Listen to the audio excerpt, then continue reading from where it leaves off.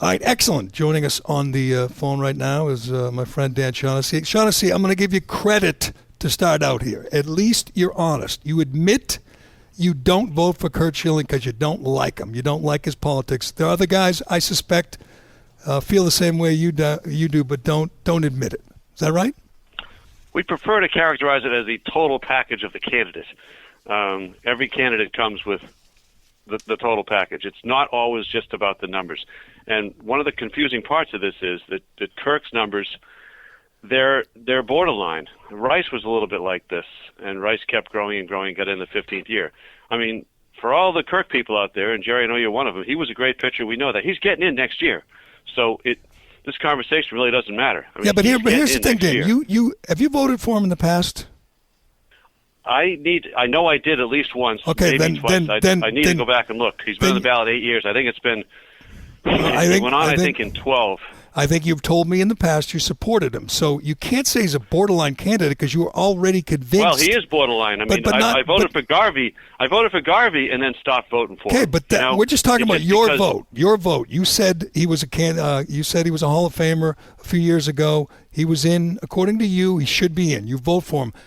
I voted for him at least once, maybe twice, correct. You took your vote away, and to me, this is bizarre. This is the thing that drives me nuts. Tell me why you took your vote away from Curt Schilling.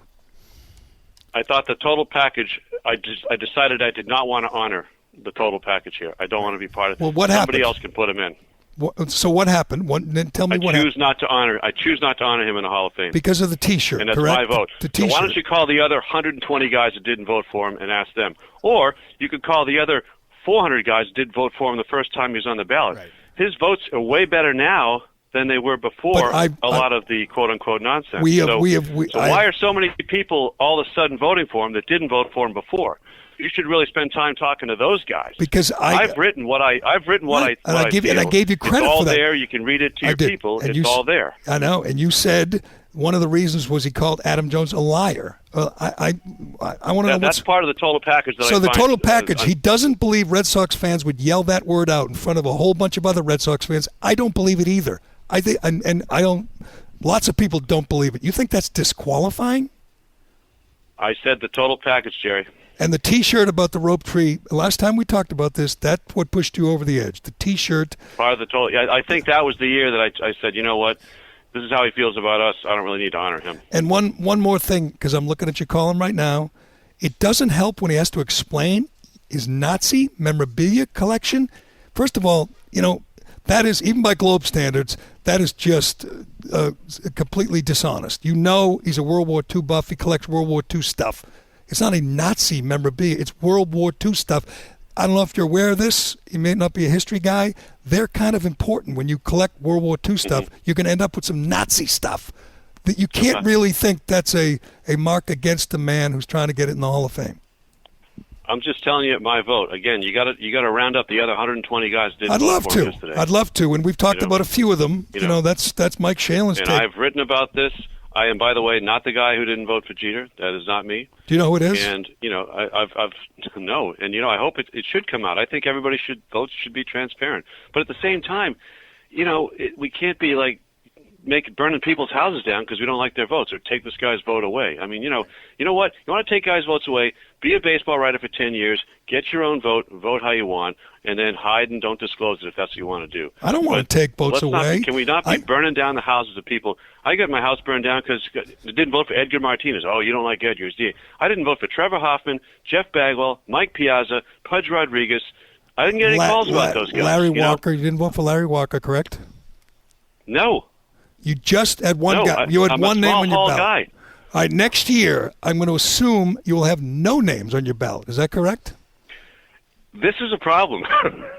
The big Aramis you are reading that, and you are addressing a problem. I've talked to Hall of Fame people about it because, that makes me very uncomfortable. And I said this year, I could be talked into Omar Vizquel and I think maybe Jeff Kent, and again, it's a vote, but if I were to stay the same as I am now and looking at the new guys, who the hell am I going to vote for? And you're never going to vote for a steroid guy? Have you made that decision already? I've floated on that. I threw it out to the readers like 2 years ago. I wrote a column. Should I come down off the wall? Because when I come down off the wall, I'm voting for all of them, and that includes Sammy. Sammy hit 600 homers. Yep. Yeah. You know, and Manny got caught 3 times.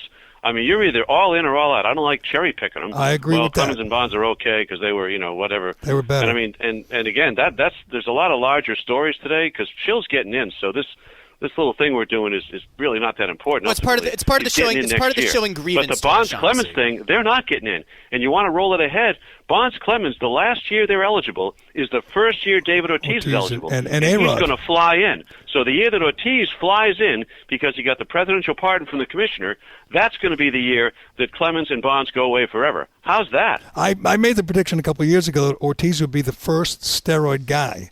Because he's going to be, those guys will be eligible. You're right. And A-Rod will be on the ballot too. I mean, obviously. A-Rod's on that ballot. I think that the cheating and all the confessions, I mean, he'll do better than people expect, but I don't think he'll get in. He may get in someday with the ballot, Which would be, insane. Nobody would argue the year that. Bonds and Clemens go away forever, Ortiz is sailing in. And that's insane if Ortiz sails in and A-Rod is out. I mean, nobody could say that Ortiz was a better player than Alex Rodriguez. Shaughnessy's right. I've said it for years. You can't say, Bonds and Clemens are Hall of Fames and Sosa and McGuire and Ramirez are not. I mean, you look at the numbers. Sheffield, Palmeiro, they're all hit 500 homers. They got to go in. Sammy hit 600. He hit 63 times. Sammy hit 663 times. I mean, that's automatic. That's automatic, and that'll be wild. The day, I mean, you're right. I still think Ortiz could be the first steroid guy, and the steroid guy. Jerry, he'll get 80-90%. I think. Really? I mean, everybody loves him. I mean, I went through the New York writers one year. And there was, those guys are cynical bastards, and nobody. It was like, oh yeah, well, of course, voting for Big Papi. Big Papi. Everybody loves him. I think Ed Davis is cracking the case as we speak. I think. Right. How are you going to feel? It sounds like you're going to be okay next year when Schilling gets in for 2 reasons. It'll be great theater, and you'll be able to say that you held your ground. And, It won't be on my watch. Others can do it, and they're going to do it. It's so clear. He's 20 votes away. There's nobody new coming on. I know how these writers think. They're going to, oh my God, they'll be carrying him on a shield. And next year. But you want him to behave. And you know what else? He'll be the only guy. I think the likelihood is he'll be the only guy, and that's going to be even better for him. You didn't want to share the stage with Jeter this year. I mean, that's going to be all that. Jeter will be he'll be all by himself up there. Jeter will be so boring. Maybe Trump will come. No, Trump would have tweeted about it if he got in. Absolutely. But here's the other problem you have. You and people like you, we mentioned this Yahoo guy and Mike Shalin, you would like him to play the game. You'd like him to just shut up for a year and get in.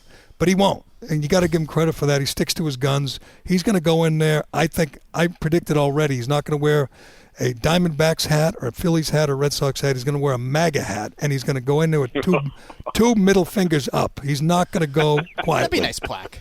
And you have to appreciate that. You're a friggin' columnist.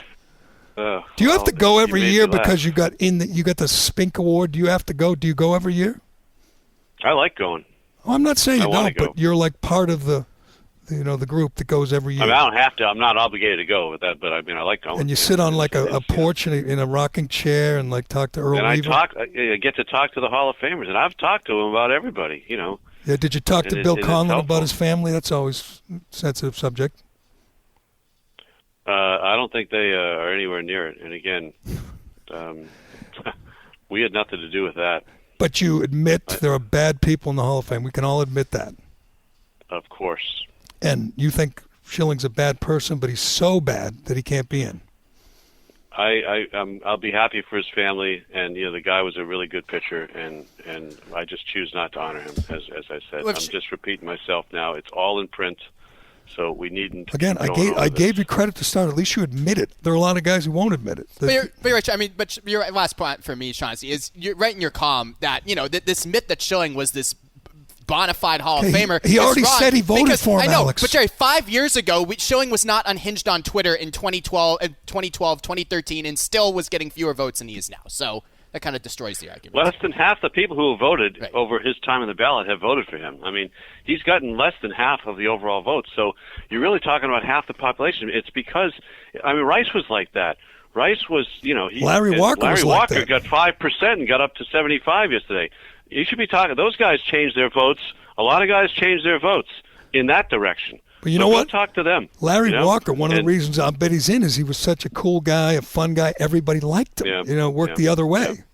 I'm not sure. It's a top. People love talking about the Baseball Hall of Fame. I know it is amazing. Baseball, but it's we got friggin' Harold Baines in there. Harold Baines is in and Barry Bonds isn't. It's true. Reamer said that the Hall of Fame ballot is a bigger deal than the World Series now. Nationally. No, I think it generates more conversation. Hey, one last question. You got me on the Jerry Callahan podcast. Yes, you should be honored. You're the second guest. You know who the first one was? Curtis Montague Schilling. One question about Cora. I think there's no way this scandal doesn't bring down others. I mean, you can't do it alone. It happened in Houston. Do you think when this investigation's over, and by the way, it could be the middle of spring training, that there's going to be more heads rolling? I'm getting increasingly uncomfortable that baseball's done. I mean that they don't want any more trouble. They'll just tie it all on Cora and say that was that, and we made it go away, and we took care of it. Well, they can also. I don't like the way the Red Sox are way too comfortable right now, and that tells me there's a bad job afoot. They can also tie it to Dombrowski, who's gone, and say, he knew. Oh yeah. He's gone. But I mean, all the players had to know. It doesn't work if the players don't know, and they're going to get asked about it. They're all very comfortable right now. I don't know why that is. That's a good point. The owners have no culpability. They're very comfortable about an investigation that is yet to unfold. That's a good. The man at Cora has not been interviewed by MLB, so why is everyone so comfortable? What's your theory? That someone has assured them they're done? Put the pieces together. I need to go work harder on this myself. So. I don't want to give it all away in the Jerry Callahan podcast. You should follow the money or whatever they say. We look forward to you and Evan Drellick advancing the story. I'm not sure anyone else is working on it, but hopefully there's more to come. All right, Shaughnessy. All right, well, thanks. Pleasure. It's like being with the Beatles at the first Ed Sullivan show. Thank you. All right, see you, man. See ya. Dan Shaughnessy from the Boston Globe.